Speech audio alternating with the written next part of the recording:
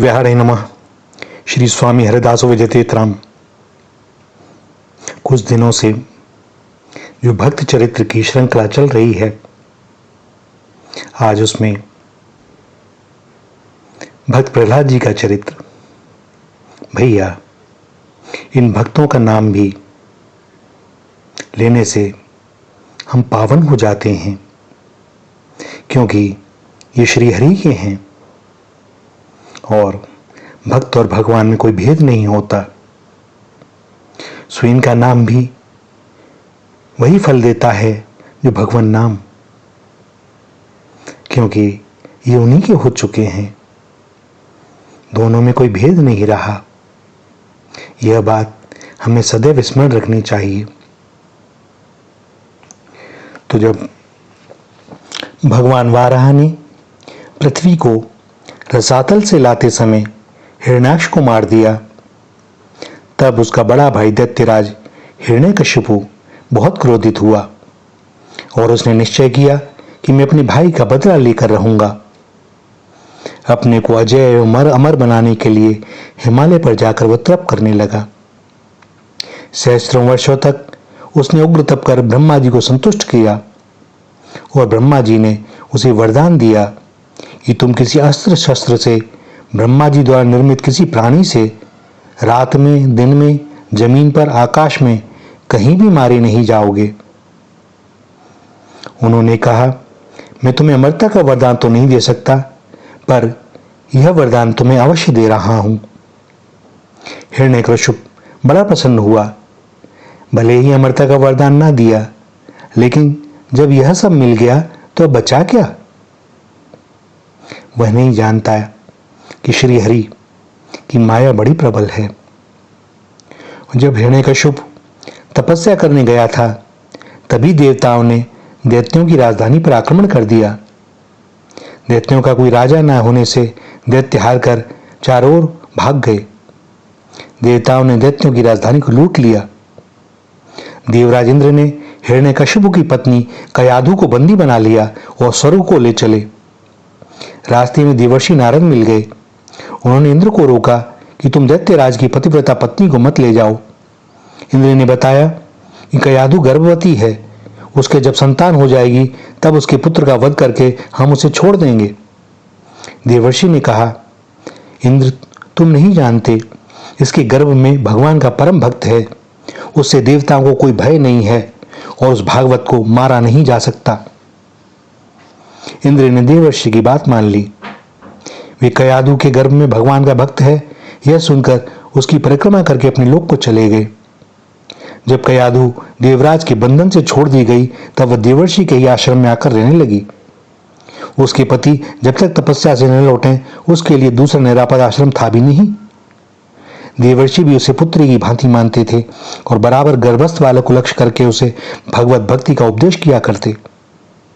गर्भस्थ बालक ने उन उपदेशों को ग्रहण कर लिया और भगवान की कृपा से प्रहलाद जी उन उपदेशों को कभी भूले नहीं। जब वरदान पाकर हिरण्यकशिपु लौटा, तब उसने सभी देवताओं को जीत लिया। सभी लोकपालों को जीतकर वह उनके पद का स्वयं उपभोग करने लगा। भगवान से तो उसे घोर शत्रुता थी ही, अतः वह ऋषियों को कष्ट देने लगा।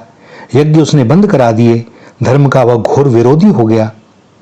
उसके गुरु शुक्राचार्य उस समय तप करने चले गए थे। अपने पुत्र प्रहलाद को उसने अपने गुरु पुत्र शंड तथा अमर्क के पास शिक्षा पाने के लिए भेजा।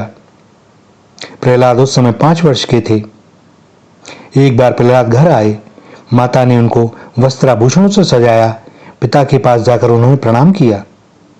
हिरण्यकशिपु ने प्रहलाद को गोद में बैठा लिया और बड़े स्नेहपूर्वक पूछा, बेटा, तुमने जो कुछ पढ़ा है उसमें से कोई अच्छी बात मुझे भी तो सुनाओ।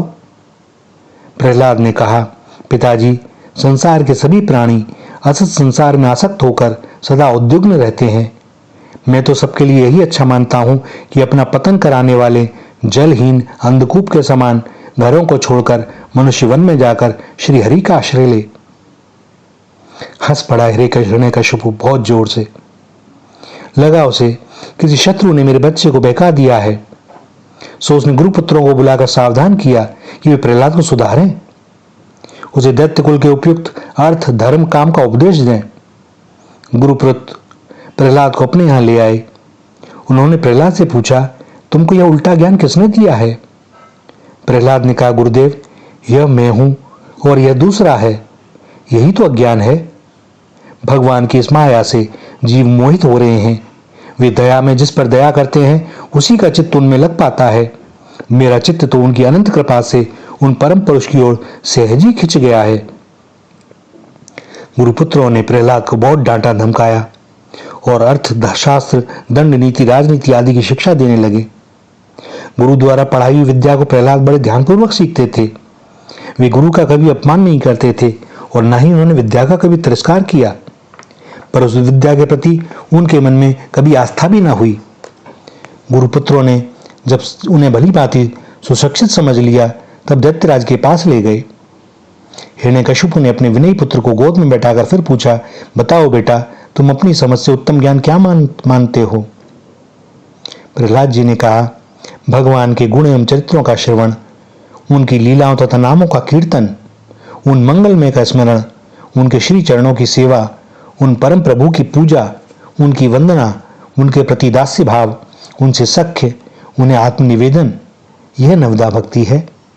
इस नवदा भक्ति के आश्रय से भगवान में चित्त लगाना ही समस्त अध्ययन का सर्वोत्तम फल मैं मानता हूं। अब तो हिरण्यकशिपु क्रोध से लाल पीला हो गया। उसने गोद से प्रहलाद को धक्का देकर भूमि पर पटक दिया। गुरुपुत्रों को उसने डांटा, तुम लोगों ने मेरे पुत्र को उल्टी शिक्षा देकर शत्रु जैसा व्यवहार किया है। गुरुपुत्रों ने बताया, इसमें हमारा कोई दोष नहीं। प्रहलाद जी पिता द्वारा तिरस्कृत होकर भी शांत खड़े थे। उन्हें कोई क्षोभ नहीं था। उन्होंने कहा, पिताजी अब रुष्ट ना हो, गुरुपुत्रों का कोई दोष नहीं है। जो लोग विषासक्त हैं, घर के परिवार के मोह में जिनकी बुद्धि बंधी हुई है, वे तो उगले हुए को खाने के समान नरक में ले जाने वाले विषयों के जो बार बार भोगे गए हैं उन्हीं को सेवन करने में लगे हैं। उनकी बुद्धि अपने आप या दूसरे की प्रेरणा से भी भगवान में नहीं लगती। जैसे एक अंधा दूसरे अंधे को मार्ग नहीं बता सकता, वैसे ही जो सांसारिक सुखों को परम पुरुषार्थ माने हुए हैं वे भगवान के स्वरूप को नहीं जानते। वे भला किसी को क्या मार्ग दिखा सकते हैं? संपूर्ण कलेशों, सभी अनर्थों का नाश तो तभी होता है जब बुद्धि भगवान के श्री चरणों में लगे। परंतु जब तक महापुरुषों की चरण रज मस्तक पर धारण न की जाए तब तक बुद्धि निर्मल होकर भगवान में लगती भी नहीं। नन्हा सा बालक त्रिभुवन विजयी दैत्यराज के सामने निर्भय होकर इस प्रकार उनके शत्रु का पक्ष ले भरी सभा में यह असह्य हो गया। दैत्यराज को चिल्लाकर हिरण्यकशिपु ने अपने क्रूर सभासद दैत्यों को आज्ञा दी, जाओ तुरंत इस दुष्ट को मार डालो। असुर भाले, त्रिशूल, तलवार आदि लेकर मारो काटो चिल्लाते हुए 5 वर्ष के बालक पर टूट पड़े। किंतु प्रहलाद सब देखते हुए निर्भय खड़े रहे।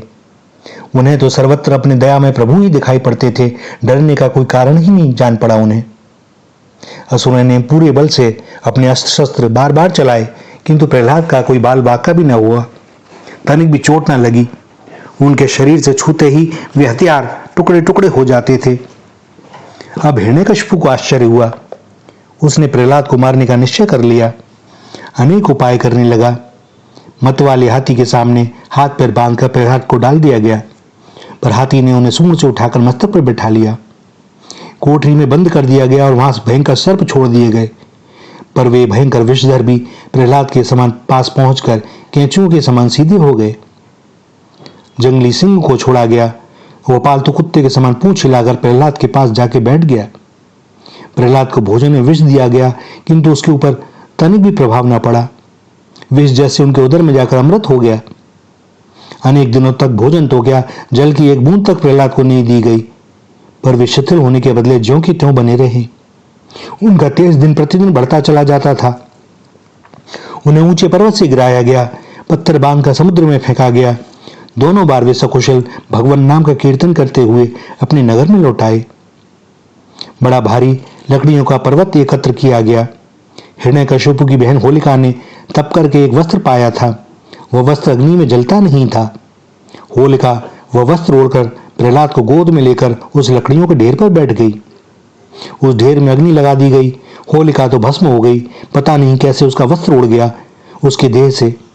किंतु प्रहलाद तो अग्नि में बैठे हुए भी पिता को समझा रहे थे, पिताजी आप भगवान से द्वेष करना छोड़ दें। राम नाम का प्रभाव तो देखें, ये अग्नि मुझे अत्यंत शीतल लग रही है। आप भी श्री हरि का नाम लें और संसार के समस्त तापों से इसी प्रकार निर्भय हो जाएं। दैत्यराज हिरण्यकशिपु के अनेक दैत्यों ने माया के प्रयोग किए, किंतु माया भला मायापति के भक्त के आगे टिक सकती है क्या? उनके नेत्र उठाते ही माया के दृश्य अपने आप नष्ट हो जाते। गुरुपुत्र शंड तथा अमरक ने अभिचार के द्वारा प्रहलाद को मारने के लिए कृत्या उत्पन्न की, परंतु उस कृत्या ने उल्टे गुरुपुत्रों को ही मार दिया। प्रहलाद ने भगवान की प्रार्थना करके गुरुपुत्रों को फिर से जीवित किया। अपने मारने वालों को भी उन्होंने उनके मरने पर वापस जला लिया। धन्य है। इस प्रकार दैत्यराज ने अनेकों उपाय कर लिए प्रहलाद को मारने के, किंतु कोई सफल न हुआ। जिसका चित्त सब समय भगवान में ही लगा हो, जो सर्वत्र अपने दया में प्रभु को प्रत्यक्ष देखता हो, भला उसकी तनिक से भी हानि वे सर्वसमर्थ प्रभु कैसे होने दे सकते हैं? अब दैत्यराज को भय लगने लगा। वह सोचने लगा, भले ही मैंने वरदान पा लिया, किंतु यह तो कुछ विशेष ही मायावी है। कहीं यह नन्हा सा बालक यही मेरी मृत्यु का कारण न बन जाए। और गुरुपुत्रों के कहने से वरुण के पास में बांधकर प्रहलाद को उन्होंने फिर गुरुगृह भेज दिया। शिक्षा तथा संग के प्रभाव से बालक सुधर जाए, यह उसकी इच्छा थी। गुरुगृह में प्रहलाद जी अपने गुरुओं की पढ़ाई विद्या फिर पढ़ने लगे, पर उनका चित्त उसमें लगता नहीं था। जब दोनों गुरुपुत्र आश्रम के कार्य में लग जाते, तब प्रहलाद अपने सहपाठी बालकों को बुला लेते। एक तो वे राजकुमार थे, दूसरे अत्यंत नम्र तथा सबसे स्नेह करने वाले थे। सो सब बालक खेलना छोड़कर इनके बुलाने पर इनके समीप आ जाते और प्रहलाद जी बड़े प्रेम से उन बालकों को समझाते, भैया यह जन्म व्यर्थ नष्ट करने योग्य नहीं है। यदि जीवन ने भगवान को न पाया तो समझो बहुत बड़ी हानि हो गई। घर द्वार, स्त्री, पुत्र, राज्य, धन, ये सब तो दुख देने ही वाले हैं। इनमें मोह करके तो नरक में ही जाना पड़ता है। इंद्रियों के विषयों से हटा लेने में ही सुख और शांति है। भगवान को पाने का साधन सबसे अच्छे रूप में पाने का यही कुमारावस्था में साधन हो सकता है। बड़े होने पर तो यह संसार, स्त्री, पुत्र, धन आदि का मोह मन को बांध लेगा, और वृद्धावस्था में तो कोई कर ही क्या सकता है। भगवान को पाने में कोई बड़ा परिश्रम नहीं है। वे तो हम सबके हृदय में ही रहते हैं। सब प्राणियों में वे ही भगवान हैं। अतः किसी को कष्ट नहीं देना चाहिए और अपने मन को सदा भगवान में ही लगाए रहना चाहिए। सीधे साधे सरल चित्त दैत्य बालकों पर प्रहलाद जी के उपदेश का प्रभाव पड़ता था। बार बार सुनने से उस उपदेश पर चलने का प्रयत्न करने लगे। शुक्राचार्य जी के पुत्रों ने यह सब देखा तो उन्हें बड़ा भय हुआ। उन्होंने प्रहलाद को दैत्यराज के पास ले जाकर सारी बातें बताई। अब हिरण्यकशिपु ने अपने हाथ से प्रहलाद को मारने का निश्चय किया। उसने क्रोध होकर पूछा, अरे मूर्ख, तू किसके बल पर मेरा बराबर तिरस्कार करता है? मैं स्वयं तेरा वध करूंगा। कहाँ है तेरा वह सहायक? वह अब आकर तुझे बचाए तो मैं देखूं। प्रहलाद जी ने बड़ी नम्रता से उत्तर दिया, पिताजी आप क्रोध ना करें। सबका बल उस एक निखिल शक्ति सिंधु के सहारे ही है। मैं आपका तिरस्कार नहीं करता। संसार में जीव का कोई शत्रु है तो उसका अनियंत्रित मन ही है। मन को छोड़कर दूसरा कोई किसी का शत्रु है नहीं। और भगवान तो सब कहीं हैं। वे मुझ में हैं, आप में हैं, आपके हाथ के इस खड़क में भी हैं और इस खंबे में भी हैं, वही सर्वत्र हैं। अच्छा, वे इस खंबे में भी हैं? हिरण्यकशिपु ने प्रहलाद की बात पूरी होने नहीं दी। उसने सिंहासन से उठकर पूरे जोर से घूंसा खंबे पर मारा और घूंसे के शब्द के साथ ही एक महाभयंकर शब्द हुआ, जैसे सारा ब्रह्मांड फट गया हो। सब लोग भयभीत हो गए। हिरण्यकशिपु भी इधर उधर देखने लगा। उसने देखा कि वह खंबा बीच में से फट गया है और उससे मनुष्य के शरीर एवं सिंह के मुख की एक अद्भुत भयंकर आकृति प्रकट हो रही है। भगवान नरसिंह के प्रचंड तेज से दिशाएं जलने लगी। वे बार बार गर्जन कर रहे थे। दैत्यों ने बहुत उछल कूद की, बहुत पैंतरे बदले, किंतु अंत में नरसिंह भगवान ने उन्हें पकड़ लिया और राज्यसभा के द्वार पर ले जाकर अपनी जंघा पर रखकर नखों से उसका हृदय विदीर्ण कर दिया। दैत्यराज हिरण्यकशिपु मारा गया, किंतु भगवान नरसिंह का क्रोध शांत नहीं हुआ। वे बार बार गर्जना कर रहे थे। ब्रह्मा जी, शंकर जी तथा दूसरे सभी देवताओं ने दूर से ही उनकी स्तुति की, पास आने का साहस तो भगवती लक्ष्मी को भी ना हो सका।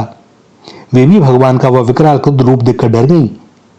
अंत में ब्रह्मा जी ने प्रहलाद को नरसिंह भगवान को शांत करने के लिए उनके पास भेजा। प्रहलाद निर्भय होकर भगवान के पास जाकर उनके श्री चरणों में गिर गए और भगवान ने स्नेह से उन्हें उठाकर अपनी गोद में बैठा लिया। वे बार बार अपनी जिह्वा से प्रहलाद को चाटते हुए कहने लगे, बेटा प्रहलाद, मुझे आने में बहुत देर हो गई, तुझे बहुत कष्ट सहने पड़े, तू मुझे क्षमा कर दे। प्रहलाद जी का कंठ भर आया। आज त्रिभुवन के स्वामी उनके मस्तक पर अपना अभय कर रखकर उन्हें स्नेह से चाट रहे थे। प्रहलाद जी धीरे से उठे। उन्होंने दोनों हाथ जोड़कर भगवान की स्तुति की। बड़े ही भक्ति भाव से उन्होंने भगवान का गुणगान किया। अंत में भगवान ने उनसे वरदान मांगने को कहा। प्रहलाद जी ने कहा, प्रभु, आप वरदान देने की बात करके मेरी परीक्षा क्यों ले रहे हैं? जो सेवक स्वामी से अपनी सेवा का पुरस्कार चाहता हो वह तो सेवक नहीं, व्यापारी है। आप तो मेरे उदार स्वामी हैं, आपको सेवा की अपेक्षा भी नहीं है और मुझे भी सेवा का कोई पुरस्कार नहीं चाहिए। मेरे नाथ, यदि आप मुझे शुद्ध वरदान ही देना चाहते हैं तो मैं आपसे यही मांगता हूं कि मेरे हृदय में कभी कोई कामना ही न उठे। फिर प्रहलाद जी ने भगवान से प्रार्थना की, मेरे पिता आपकी और आपके भक्त मेरी निंदा करते थे, वे इस पाप से छूट जाएं। भगवान ने कहा, प्रहलाद, जिस कुल में मेरा भक्त होता है वह पूरा कुल पवित्र हो जाता है। तुम जिसके पुत्र हो वह तो परम पवित्र हो ही चुका। तुम्हारे पिता तो 21 पीढ़ियों के साथ पवित्र हो चुके। मेरा भक्त जिस स्थान पर उत्पन्न होता है वह स्थान धन्य है। वह पृथ्वी तीर्थ हो जाती है जहां मेरा भक्त अपने चरण रखता है। भगवान ने वचन दिया कि अब मैं प्रहलाद की संतानों का वध नहीं करूंगा। कल्प पर्यंत के लिए प्रहलाद जी अमर हुए। ये भक्तराज अपने महाभागवत पौत्र बलि के साथ अब भी सुतल लोक में भगवान की आराधना में नित्य तन्मय रहते हैं। भैया, बड़े अद्भुत हैं इन महाभागवतों के चरित्र। इनके श्रवण से, स्मरण से, पठन से और चिंतन से बड़ा आनंद मिलता है और हमें थोड़ा बहुत समझ में आता है कि इन लोगों का कैसा दृढ़ विश्वास, जिससे हम भी जो भगवान का होने का दिखावा करते रहते हैं, अपने आप को कभी कसौटी पर कस करके तो देखें। कहाँ ऐसे महाभागवत और कहाँ हम। तो भैया, जो कमी है वह तो दूर करनी ही होगी। यदि भगवान को पाना है इसी जन्म में,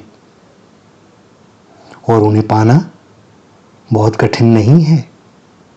यह दास तो कहता है कि उनको पाने से सहज सरल कुछ है भी नहीं, किंतु हम बड़े कठिन हो गए हैं। हमें वापस सरल होने में ही समय लगता है।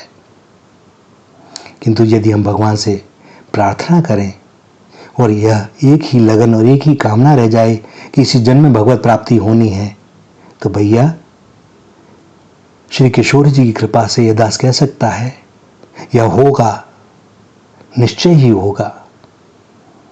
श्री राधा, श्री राधा, श्री राधा।